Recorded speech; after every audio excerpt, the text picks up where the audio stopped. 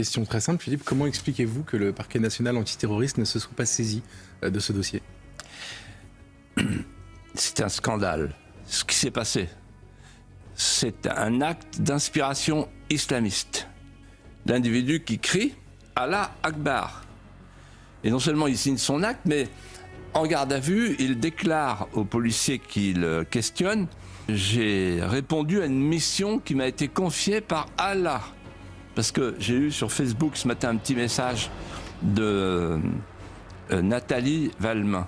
Vous pensez que la France ne va pas mourir? Vous croyez qu'on va pouvoir échapper à la barbarie? C'est qu'en fait, elle a compris.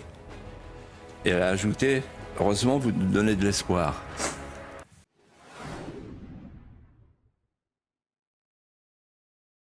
La France traverse des moments qui interrogent profondément ses institutions. Mais avant de juger, essayons de comprendre ce qui se joue réellement. Ce que vous allez découvrir dans cette vidéo, c'est le croisement de la sécurité, de la justice et de l'économie, et comment ces facteurs interagissent aujourd'hui. Question très simple, Philippe, comment expliquez-vous que le parquet national antiterroriste ne se soit pas saisi de ce dossier? C'est un scandale. Et en même temps, je le crains, un point de bascule. C'est-à-dire que nos autorités, nos élites ont décidé qu'il fallait maintenant, par un accommodement raisonnable, tenir compte du fait que l'islamisation de la France était en bonne voie et qu'il fallait passer au droit commun plutôt que de chercher à pointer tous les attentats terroristes islamistes. C'est ça qui est derrière, en fait. C'est la volonté de minimiser, d'occulter, de banaliser, pour qu'il n'y ait pas de statistiques. Et qu'on ne dise pas, voilà, il y a des attentats islamistes individuels en France aujourd'hui. Pour saisir l'ampleur de la situation, regardons d'abord un exemple concret. À Oléron, un événement dramatique révèle un enjeu central, la réponse de la justice face à la menace. Et c'est justement dans ces détails que l'on comprend l'état réel des institutions. Il suffit de regarder ce qu'a été le mode opératoire. Le mode opératoire, c'est on a retrouvé un couteau, ça c'est on l'a su qu'aujourd'hui, un couteau de 35 cm. Ça nous dit quelque chose. Ensuite, il y a la voiture bélier. C'était un individu qui sert d'une voiture pour foncer dans la foule. On a vu ça, Strasbourg, Berlin, la Nouvelle-Orléans, Nice. Et puis les bonbonnes de gaz pour s'immoler ensuite. Et puis surtout, l'individu qui crie « Allah Akbar ». Donc il signe son acte. Et non seulement il signe son acte, mais en garde à vue, il déclare aux policiers qui le questionnent « J'ai répondu à une mission qui m'a été confiée par Allah ». Donc il désigne le commanditaire, si l'on peut dire. Donc le réel, c'est clair et net, c'est un attentat Mais islamiste. si l'on change de perspective, ce n'est pas seulement la justice qui est en jeu. Voyons ce que vivent les familles. Derrière chaque statistique, il y a des histoires. Et c'est là que la dimension humaine devient incontournable. Vous pensez que la France ne va pas mourir? Et elle a répété après, et elle m'a dit, vous croyez qu'on va pouvoir échapper à la barbarie? C'est qu'en fait, elle a compris. Et elle a ajouté, heureusement, vous nous donnez de l'espoir. Et cette situation a des répercussions sur ceux qui sont en première ligne, les forces de l'ordre. Les policiers eux-mêmes sont confrontés à des dilemmes quotidiens. Pour comprendre l'ampleur du problème, il suffit d'écouter les témoignages directs. Il y a un traumatisme sur le refus d'obtempérer. Pourquoi? Parce que si les policiers qui suivaient l'individu qui a tué Matisse, s'ils avaient tiré, comme pour Naël, c'était la prison. Le traumatisme dans l'affaire Naël, le traumatisme sur Florian, c'est tous les policiers qui sont traumatisés. Pourquoi? Il faut expliquer pourquoi. Parce que c'est la défaite de l'autorité régalienne. C'est-à-dire qu'aujourd'hui, depuis l'affaire Naël, il n'y a plus de présomption d'innocence pour les policiers. C'est Macron qui a inauguré cette nouvelle époque. en désignant le policier, en disant c'est grave ce qu'il a fait, etc. Deuxièmement, il n'y a plus de légitime défense pour le policier. Là, il avait appliqué la loi de 2017 et la justice lui avait reproché. Et en qualifiant son acte de meurtre. Meurtre, ça veut dire tuer volontairement quelqu'un. Est-ce que vous croyez que les policiers, quand ils se lèvent le matin, ils se lèvent et ils disent à leur femme, on va tuer quelqu'un aujourd'hui? Non mais, c'est scandaleux. C'est le rempart, c'est le dernier rempart de la République. Et on est en train de démoraliser ce dernier rempart. Et qu'est-ce qu'on a fait? On a installé la victoire du désordre. En disant aux malfrats, à la racaille, aux délinquants, vous êtes, c'est l'inversion victimaire, vous avez un privilège immunitaire, en face de vous, il y a la police qui tue, donc vous pouvez les désigner comme vos ennemis. Et on dit aux policiers, vous surtout, n'utilisez pas votre arme, parce que sinon c'est les pires ennuis. Mais la sécurité n'est qu'une partie du tableau. Voyons maintenant l'économie, qui est tout aussi décisive. La désindustrialisation et la concurrence internationale façonnent le quotidien de nombreux Français. Et si vous pensez que cela ne concerne que quelques secteurs, vous vous trompez. Et qu'est-ce qu'ils ont voté en fait? Ils ont voté le passage d'un pays de producteurs à un pays de consommateurs. C'est ça que je veux vous expliquer. Et Chine, c'est le dernier maillon du pull vert. La dernière maille. Pourquoi? Parce que ce à quoi nous assistons, c'est à la défrancisation de l'économie française. Je prends l'actualité du jour. Le Mercosur, c'est la fin de l'agriculture française. Avec l'acte d'infamie d'Emmanuel Macron. Mais avec le Mercosur, c'est fini pour nous, à terme. On va être inondés. Et on va perdre le lait, la viande, etc., etc. Tout ça pour faire plaisir aux Allemands, qui eux s'en tirent mieux. Deuxièmement, l'industrie du jouet.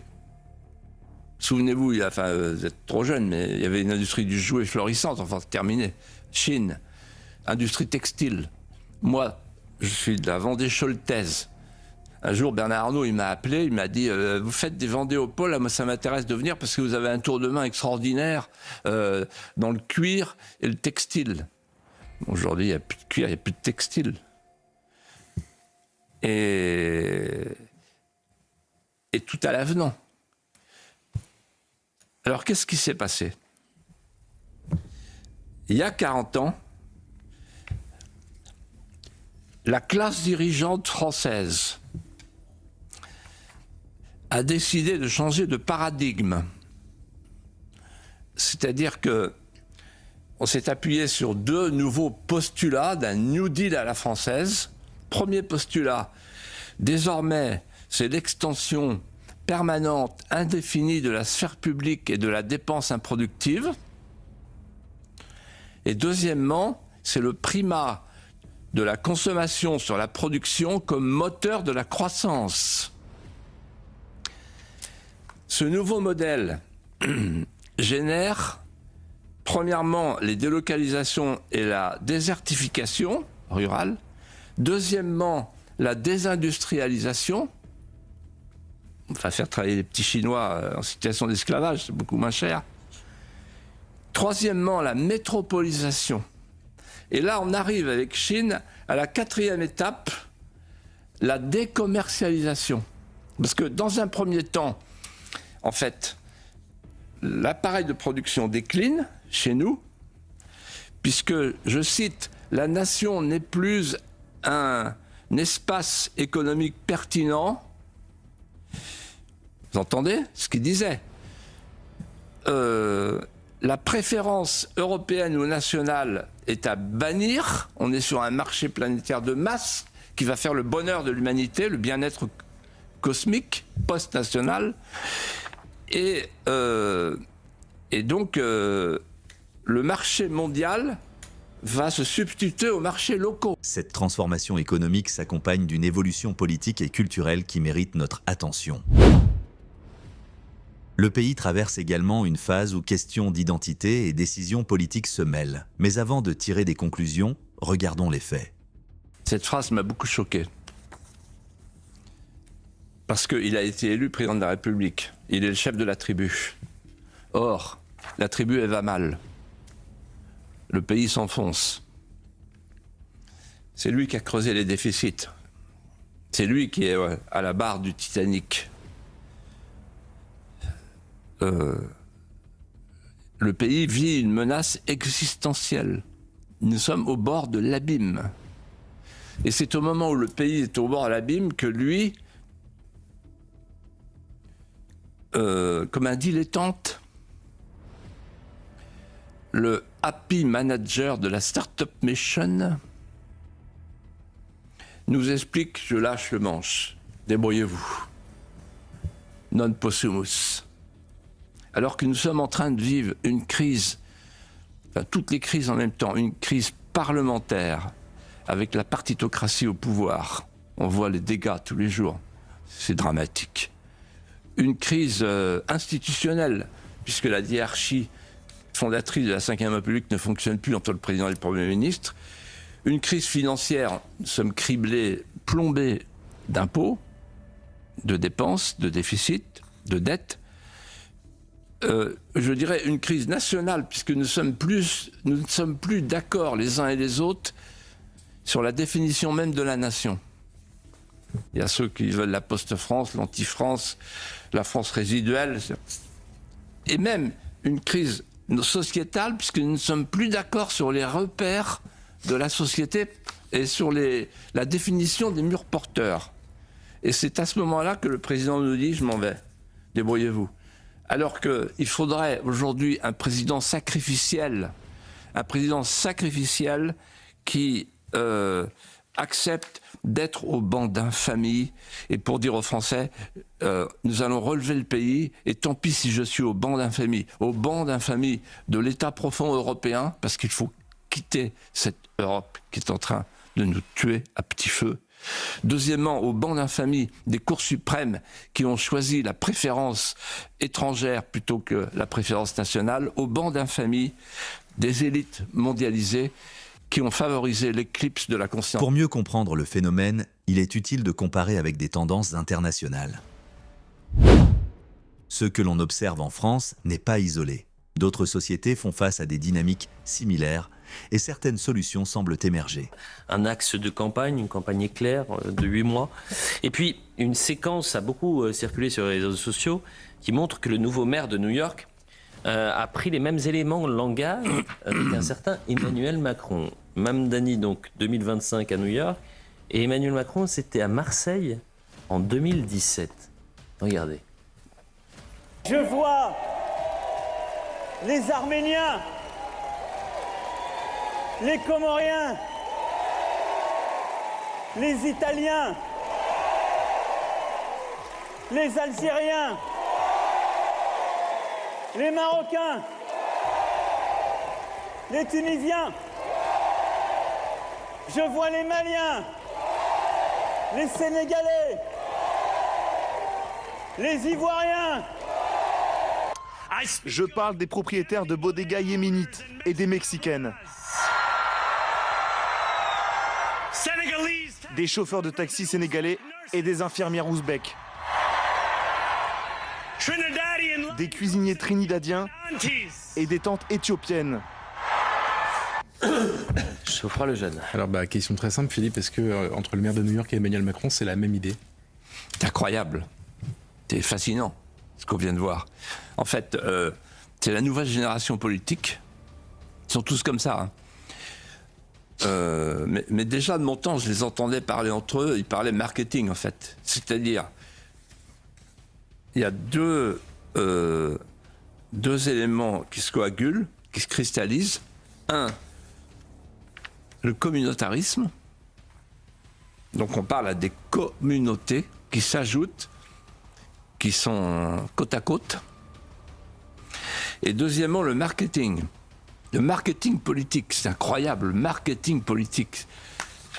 C'est-à-dire qu'en fait, on prend les consommateurs, les citoyens consommateurs, et on les segmente. Et donc, qu'est-ce que fait Macron? Il segmente. Et qu'est-ce que fait le nouveau maire de New York? Il segmente. c'est la Startup Mission. Sécurité, justice, économie, identité, ces facteurs interconnectés façonnent l'avenir du pays. Et ce que nous avons vu aujourd'hui ne fait que montrer l'importance de comprendre les interactions sans précipiter de jugement.